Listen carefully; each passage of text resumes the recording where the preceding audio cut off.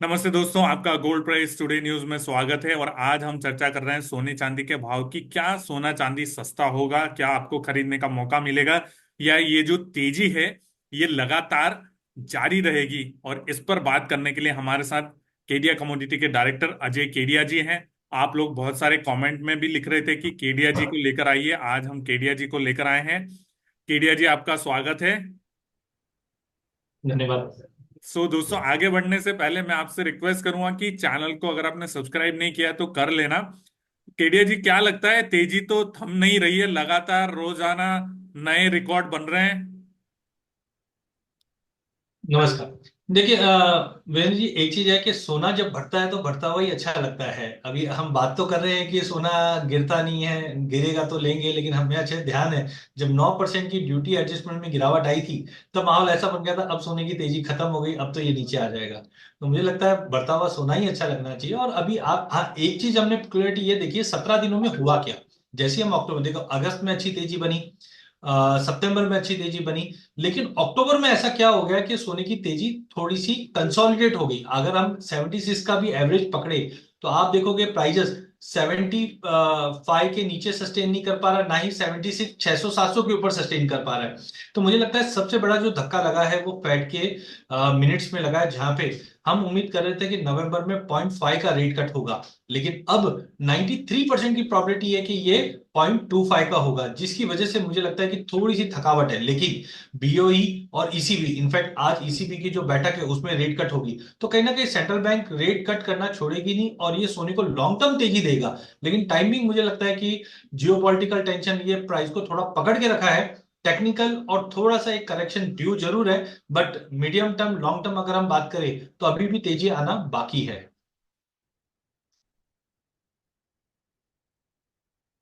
अजय भाई, ये करेक्शन ने तो नींद उड़ा रखी है। रोज लोग उठ के सुबह चेक करते हैं कि आज गिरा के नहीं, आज गिरा के नहीं। शॉर्ट वाले तो नॉर्मली शॉर्ट जो है करते हैं लोग, नॉर्मली नहीं करना चाहिए उस तरह से।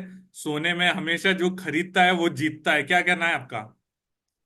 देखिए, मैं परपेचुअली एक हम बोल सकते हैं बुलिश हूँ। और मैंने पिछले साल दिवाली पे अगर ध्यान हो तो मैंने एक रिपोर्ट भी बनाई थी 24 में 2400 सोना। और वो टाइम पे आई थिंक मुझे लगता है कि 1800 के करीब सोना था। तो मेरे पास काफी सवाल आए थे कि अरे सर क्या बता रहे हो आप, 2400 हो सकता है क्या? और आज आप ये देख लिया हम 2700 के करीब है। तो मुझे लगता है कि जो फंडामेंटल है बहुत मजबूत है। हाँ, मेरी भी उम्मीद यही है कि देखो पिछले साल हम $1700 मान के चलते लो था, तो 1700 से 2700 इतना बढ़ गया है, करेक्शन आना चाहिए, ये मेरे मन की उम्मीद है। फंडामेंटल की उम्मीद नहीं है। तो फंडामेंटल मुझे लगता है अभी भी तेज है। और जो अब हम ग्लोबल मार्केट में देख पा रहे हैं, सब 3000 $3200 की बात हो रही है, वो सक्षम है कि सोना इतना दिखा सकता है। हमारी उम्मीद क्या है, थोड़ा नीचे आए तो ले लेंगे। तो आप ये तो मान के चलो 70 के नीचे या 68 से 70 के नीचे सस्टेनेबल नहीं है गोल्ड, जिस ढंग से ग्लोबल मार्केट है। तो आप रोज इसको देखोगे कि करेक्शन करेक्शन नहीं। हाँ, टेक्निकली मुझे लगता है कि दिवाली से पहले थोड़ा एक रिलैक्सेशन आ जाए। लेकिन आप देखिए जियोपॉलिटिकल टेंशन, रोज ईरान इसराइल के बीच में कंसर्न चल रहे हैं, तो ये टूटने नहीं दे रहा है। तो थोड़ा बहुत हाँ मिल जाए करेक्शन, लेकिन शॉर्ट, हाँ, अगर कोई इंट्राडे में करना चाहता है 100 200 500 पॉइंट ठीक है, लेकिन स्ट्रिक्ट स्टॉप लॉस के साथ। लेकिन कुल मिलाकर रैली अभी बाकी है। इस पे मानस अभी भी जो बना के चलो एटलीस्ट मार्च अप्रैल 2025 तक, जून की बात है लेकिन मैं उसको और थोड़ा कंजर्वेटिव ले रहा हूं। तो अप्रैल तक तो आप है ना भूल जाइए कि मैं कोई बड़ा शॉर्ट की तैयारी करूं। हाँ, नेक्स्ट ईयर आपको मार्केट ऊपर के भी अच्छे भाव दिखाएगा तो नीचे के भी अच्छे भाव दिखाएगा।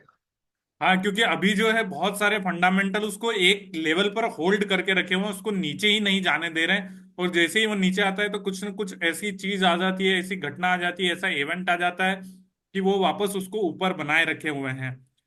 तो अजय जी, यहाँ से आगे कैसे देख रहे हैं सोना? आप अगर हम लोग, आपने जैसे मार्च 2025 की बात की, तो कितना देख रहे हैं वहां तक?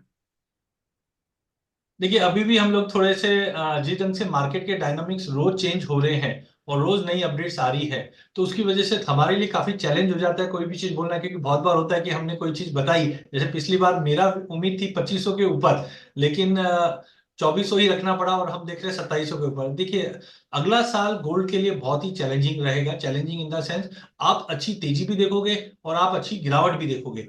तो अभी एज ऑफ नाउ मुझे 5-7 दिन और लगेगा रिव्यू प्रॉपर करने में। लेकिन मेरा मानना है कि आप कम से कम 3000 3100 का लेवल मिनिमम आप फर्स्ट हाफ में देखोगे। और सेकेंड हाफ में फिर से जो करंट लेवल है उसके नीचे भाव जाते हुए दिखेंगे, लेकिन एग्जैक्ट क्या लेवल्स है उसके लिए एक हफ्ते का बिल्कुल वेट कीजिए। मैं रिपोर्ट जैसे ही तैयार होती है वीरेंद्र जी, सबसे पहले आपके चैनल पे आकर ही मैं पूरा इन डिटेल बताऊंगा। लेकिन मुझे लगता है कि अगले साल आप मोटा मोटी अभी की अगर रेंज की बात करूं मैं, जो अभी मेरे को क्लियरिटी दिखती है थोड़ी बहुत, तो 3100 एटलीस्ट बैर मिनिमम फर्स्ट हाफ में दिखेगा। सेकंड हाफ करेक्शन का रहेगा, जिसमें एज ऑफ नाउ मुझे लगता है 2450 2500 तक का बेस बन सकता है। टू अर्ली टू से, नेक्स्ट वीक हम और डेटा के साथ आएंगे, बट 3000 से 3100 हायर साइड पे दिखाई देता है। भारतीय बाजार में?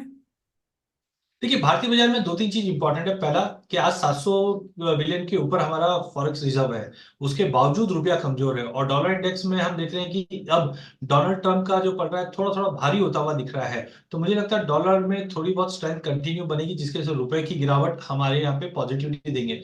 हम लोग अभी भी मानते हैं कि 80,000 का लेवल आप ईयर एंड या मैक्सिमम मार्च तक देख पाएंगे, लेकिन 80 के ऊपर एक स्पाइक आता हुआ दिखाई दे रहा है, जो कंजर्वेटिवली भी अगर मैं पकड़ूं तो मेरे को 84 से 85,000 तक का लेवल फर्स्ट हाफ में मेरे को दिखता है। एंड वापस प्राइजेस में एडजस्टमेंट हो जाएगा, लेकिन ज्यादा बड़ी गिरावट हमारे डोमेस्टिक मार्केट में नहीं दिखेगी रुपए की गिरावट के चलते। ये बताइए अजय जी, 65,000 कब आएगा?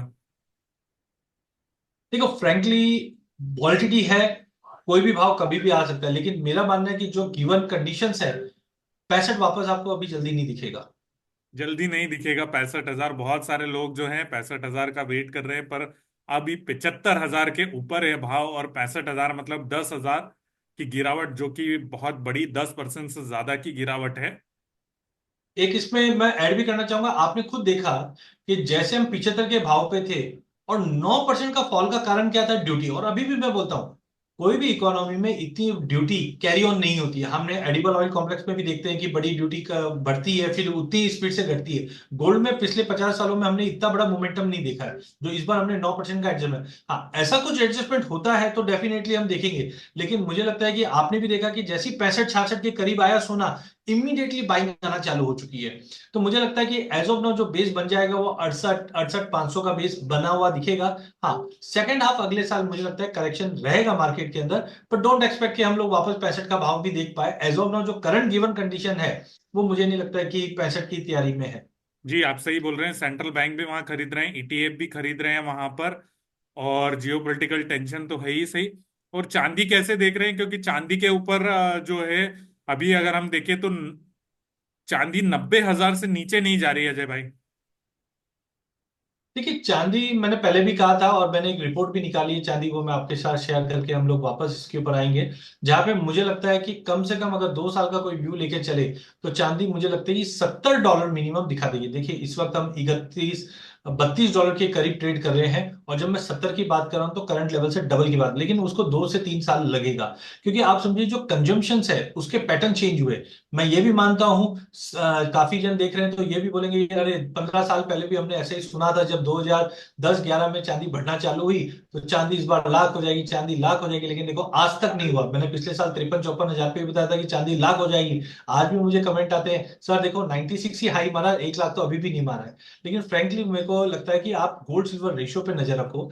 यहाँ पे मुझे लगता है कि आराम से 70 72 के भी एवरेज में अगर हम नीचे आते हैं अगले साल, तो चांदी सोने के ज्यादा आउट परफॉर्म करेगी। अब तक क्यों नहीं कर रही थी? कि चाइना बड़ा फैक्टर है, और चाइना में आपने रिसेंटली देखा भी है कि अनाउंसमेंट्स काफी ज्यादा हुई है, लेकिन उसका इंपैक्ट नहीं दिखा है। तो मुझे लगता है चांदी बैर मिनिमम फर्स्ट अगर क्वार्टर तक की बात करें तो मुझे लगता है 1.25 लाख जाने में। देखो वॉलिटिलिटी ऐसी है कि हम दिसंबर में भी देख लें, बट एक कंजर्वेटिव मार्च तक पकड़े तो 1.25 लाख से 1.30 का भाव दिख रहा है।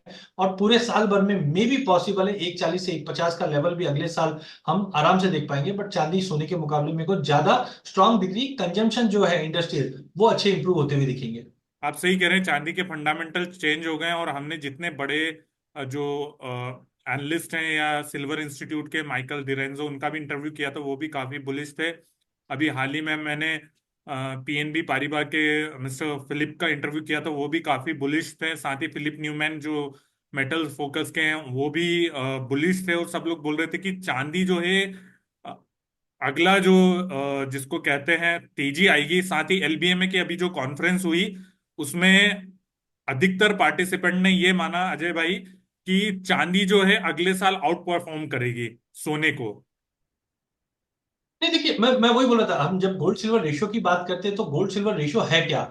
गोल्ड आपको सेफ हेवन, मतलब जियो पॉलिटिकल टेंशन के बारे में बताता है, और चांदी इकोनॉमी के बारे में बताती है। जब ये रेशियो बढ़ता है, तो हमने देखा कोविड में जब कंसर्न था तो 128 तक ये रेशियो चले गया था, क्योंकि कंसर्न था, इकोनॉमी नहीं चल रही थी, चांदी अंडर परफॉर्मिंग थी। लेकिन अगर आप पिछले 5 साल का चार्ट देखते हैं तो आपको दिखाई देगा कि 128 के हाई के बाद आज हम 85 के करीब है, और परपेचुअली ये नीचे की तरफ जा रहा है। और जब भी ये सिग्नल नीचे की तरफ जाता है तो हम बोलते हैं इकोनॉमी में स्टेबिलिटी आ रही है। और देख भी रहे, सेंट्रल बैंक के अपने एक्शंस ले रहे हैं, जो कंसर्न्स है वो कम हो रहे, थोड़ा बहुत जियोपॉलिटिकल को लेकर है। लेकिन जब इकोनॉमी चलना चालू हो जाएगी तो उसके कंजम्पशन बढ़ेगी, और हमने देखा इंडिया और चाइना की जो इंपोर्ट्स है उसमें भी बढ़ोतरी दिख रही है। तो मेरा मानना है कि यस, अगले साल जैसे जैसे इकोनॉमी इंप्रूवमेंट आएगी, green energy, renewable energy, clean energy के चलते चांदी को बहुत ही अच्छे बेहतरीन रेस्पॉन्स मिलेगा। और अब तो इंडिया चांदी में निवेश कभी नहीं किया है, इंडिया हमेशा कंज्यूम किया है। अक्षय तृतीया धनतेरस में हम सोने चांदी के सिक्के लेके बैठ जाते हैं, बेचते नहीं है। लेकिन जब हम ईटीएफ में आते हैं, इन्वेस्टमेंट की बात करते हैं, जो फाइनेंशियल प्लेयर है, तो वो क्या करते हैं, चांदी ली, 10%, 15%, 20% मिला, मैंने बुक किया। तो इन्वेस्टमेंट के तौर पे अब चांदी को देखा गया है, जिसके चलते ये रैली स्टार्ट हुई है। तो मुझे लगता है अगले साल चांदी सोने के मुकाबले ज्यादा बेहतरीन रिटर्न दे पाएगी। रशिया ने भी बोला है कि वो जो उनका रिजर्व है उसमें चांदी खरीदेंगे, क्योंकि पहले रिजर्व में सेंट्रल बैंक चांदी नहीं खरीद रहे थे। पर अब रशिया ने कहा है कि वो चांदी भी खरीदेगा सोने के साथ साथ। तो इस तरह के जो फैक्टर है वो चांदी में जुड़ते जा रहे हैं। चलिए अजय भाई, बहुत बहुत धन्यवाद। और मुझे साइड में दिखाई दे रही है आपकी दोनों टाई आराम कर रही है, तो ये आज के लिए ही है या रोजाना आराम करेंगी? नहीं, मैं तो रेगुलर देखो, जब हम लोग ऑफिस में बैठते हैं तो एक प्रॉपर ड्रेसिंग में तो मैं टाई प्रिफर करता हूँ। हाँ, आज कुछ ऐसे शोज है जिसकी वजह से मेरे को ट्रेडिशनल एथनिकल वेयर पहनना है, क्योंकि अभी इंडिया में फेस्टिव का सीजन स्टार्ट हो चुका है, इसके लिए आज कुर्ते पजामे में हूँ मैं। लेकिन जनरली टाई करके भी बैठता हूँ मैं। आपकी लेकिन नजर बहुत ही बोलते हैं बारीक नजर है आपकी। नहीं नहीं, कोई बात नहीं। मुझे मालूम है कि बहुत सारे शोज होते हैं अभी जो फेस्टिवल सीजन की रिकॉर्डिंग करते हैं और फिर दिवाली वगैरह पे प्ले होते हैं। चलिए, मैं भी सीएनबीसी में काम किया हूँ और भी चैनलों में काम किया है, तो उससे मुझे मालूम है कि पहले ही रिकॉर्डिंग हो जाती है शोज की। चलिए, अच्छा लगा अजय भाई, थैंक यू सो मच। धन्यवाद।